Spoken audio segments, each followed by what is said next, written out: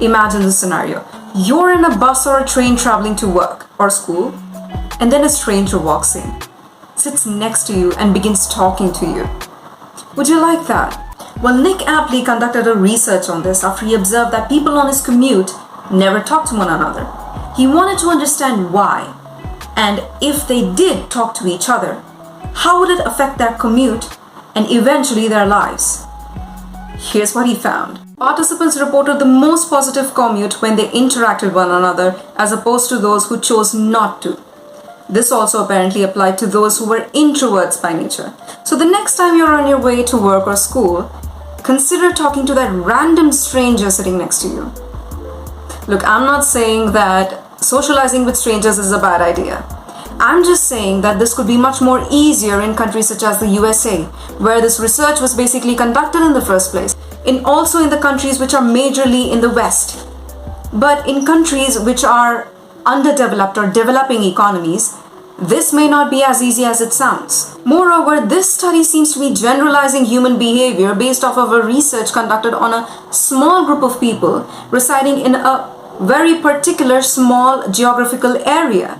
Well, that's debatable. I'll tell you about my personal experience because clearly I'm not from the West. So back in my home country, I took the bus to work and man was it packed. And it took about 2.5 hours to reach my destination each way. I'll talk about 3 instances. In the first, it was a high school girl who initiated a conversation with me. She seemed like a nice person, but eventually she asked me for my cell phone and proceeded to talk to her boyfriend for the rest of the entire journey. Remember? 2.5 hours of the journey. Why did I not ask my cell phone back? Well, let's not get into that. Second instance, a man standing next to me initiates a conversation. 5 to 10 minutes after the conversation, it's time for him to get down. I saw that another gentleman accompanied him while he got down. I did not care much. Reached out to my bag to grab my cell phone and my phone was gone. Turns out it's a classic trap. 2 people are in on this. One of them initiates a conversation and creates a distraction, while the other one snatches your belongings. Who knew? Third instance. Well, this one was the worst. A man initiated a conversation with me in the bus. After a 10-minute of innocent talk, he tried to grope me. Why? Because he thought I was easy, because I did not hesitate to talk to him. Well, that's just my experience.